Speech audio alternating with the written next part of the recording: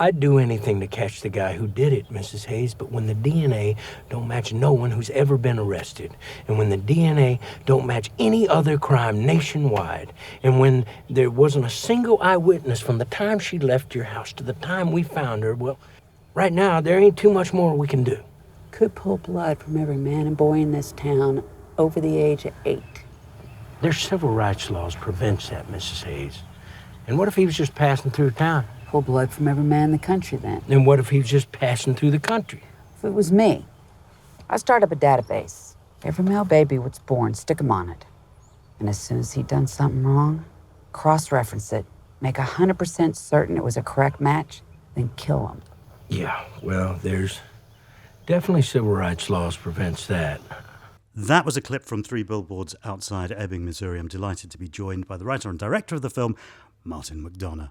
Thanks for having me. Would you mind just setting the scene for us?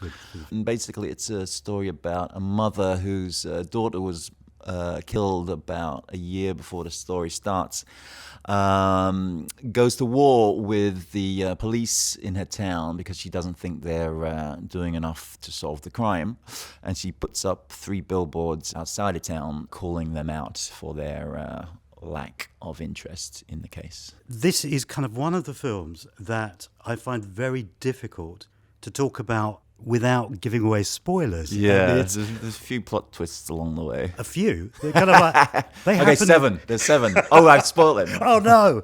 I mean, there are plot twists and morality twists within scenes from line to line. I mean, which was fantastic. It was just wonderful. Yeah, and there are also sort of, it goes from comedic moments to quite dark and serious ones on the drop of a hat too. It's not just from scene to scene, it's like from line to line sometimes. I like that. I like dark stories that have those comedic elements. There's something that wrong-foots you about those moments in this film too, I think. I was constantly wrong-footed, and Good. it was. I mean, in terms of plot, but also especially in terms of character. I mean, any time that I thought I'd settled on a viewpoint, the rug was pulled from under my feet. Good, constantly, which was great. Good. Part of the idea was to set up a typical heroes and villain story, but then kind of really dismantle that from scene to scene and show that no one was especially heroic in it, and no one is completely villainous too. There's a grey area in the middle of all that that's much more interesting to set a story. Almost the flip side of tragedy is humour. The humanity comes through the humour a lot, which again came through your previous films as well. In terms of drawing on that, how do you find that balance?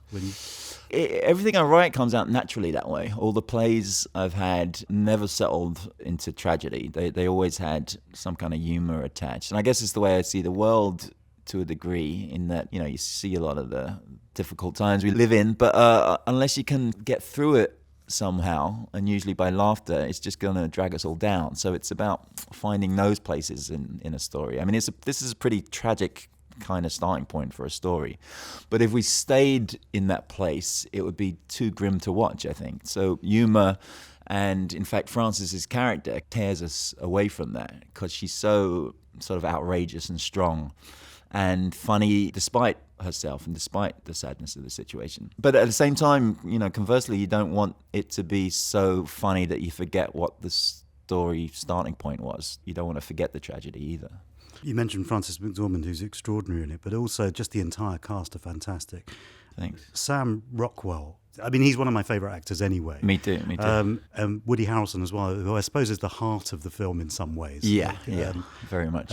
But also, just some of the other characters, the supporting characters you have, they all have their moments. Yeah. And John Hawkes has got a lovely sort of couple of scenes. He plays Frances's husband, and I've been a big fan of his for years. And Peter Dinklage, I've wanted to work with for ages and ages. We almost did In Bruges together, and it didn't quite work out. But Peter's great. And Caleb Landry Jones really is amazing. My brother worked with him, and he's in like 4 or 5 movies this year, and I think he's going to be a big star. So yeah, it feels like I've kind of developed a little repertory company of actors, because there's like 4 or 5 people in this one who are in the last one. And Željko Ivanek was in all 3. He's the guy who gets punched in Bruges, and he's the sidekick of Woody's character in the last one. I like old Preston Sturges films and Sam Peckinpah ones, and they used to have like repertory companies of actors that he'd use over again. So I'm kind of trying to follow in their footsteps a little bit. In terms of casting for this, I mean, I kind of read that effectively wrote this for Francis. Yeah, yeah. But in terms of the other characters, were those people you had in mind? Were they... It was written for Francis. It was written for Sam as well, because I'd worked with Sam on the last film and on a play before, and I knew his character is pretty mean-spirited and racist and violent and thuggish. But we needed to see some kind of human side through all that, and Sam is the perfect actor for that, because he won't hide about playing the darkness, but there's such a decency and a fun side to him that you knew he was going to kind of bring those elements to the character too.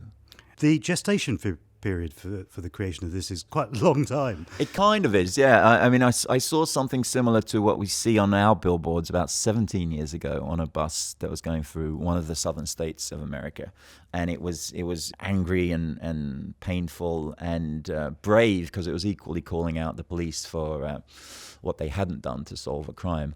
So that stayed in my head for about 10 years, but I didn't put pen to paper till about 2009. Because I didn't quite know what the story was going to be until I decided that the person who put it up there was a mother, and once I kind of came up with that idea, it was almost like the character wrote itself, because she had to have that kind of bravery, but there had to be something completely outrageous about a person who would do that, and who I kind of knew didn't care really about living or dying. She was just going to go to war until this crime was solved. Actually, it struck me that, particularly with Mildred's character, that she was quite a kind of archetypal character, like a frontierswoman. I mean, it was almost like it felt like a Western. Yeah. I didn't really see that on the page so much, but when Francis started talking about the character and the people she might model it on, John Wayne kind of sprang to her mind, and I've never been that much of a John Wayne fan, but mostly politically. But I did kind of get where she was coming from. Like his John Ford westerns were kind of, fantastic and cinematic. The Searchers, I suppose. Yeah. Particularly with this, with like a lost daughter, and a hero or anti-hero who's doesn't go to all the best places to solve that disappearance. But I can see it in her walk.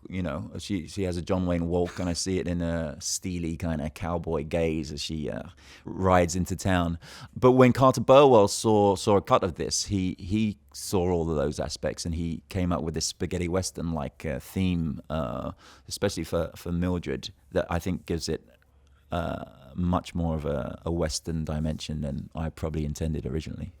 It also sort of reminded me, I suppose, in terms of the space and the physicality of it, of films like Badlands and Last Picture Show even. Cool! Two of my favorites. No, really? Yeah. I think Badlands is my favorite film, and when we're thinking about a town, then Last Picture Show was like the first template for this. Oh well, that's well done me. On the rare occasion that happened. But I just wondered how much of an influence. Well, obviously, I guess those two films are, because they're your favourites. Well, Badlands, I guess we wanted to capture or steal the sense of the American landscape, and winding roads through countryside and people in the landscape. And then Last Picture Show was town, and we watched Paris, Texas a few times to think about color, I guess, to a degree, and how to tell that kind of an American story. But I think most, American movies of the 70s is sort of my favorite time period for movies, and we kind of tried to make one like it with this, to have something that was kind of very cinematic, but kind of unapologetically downbeat in places, and yet turned up to 11. Yeah, exactly.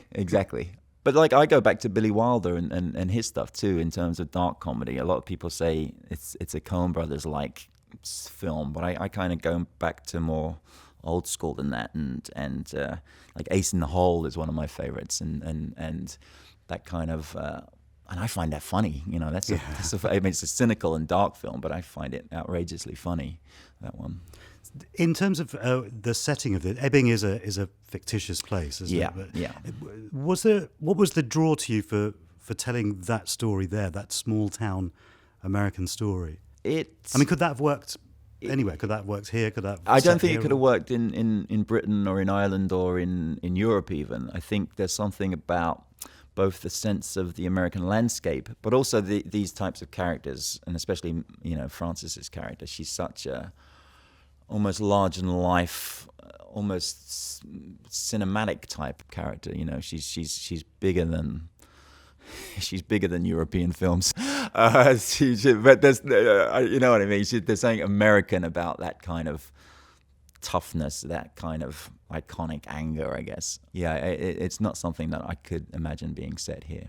Is this a less angry film from you than before? I Well, mean, it's right. rage is a very fundamental part of your stories. The script was written about 8 years ago, and I thought it was my angriest piece yet on the page. But like seeing it, how it turned out, seeing it in the edit and how people have taken it, I think it is very truthful about the rage of her character, and maybe about the rage of women generally at this point in time. But there's a surprising amount of sort of humanity and hope that kind of came through in the playing of it on set, and especially in the edit. We kind of found ourselves going down that route, the route of sort of, can these raging, angry people change? Is there room for something a little bit more human? And that's what I kind of take away from it. So it's not as raging a piece as I thought it was at the script stage. There's lots of awards buzz for the actors, for you. Is that something that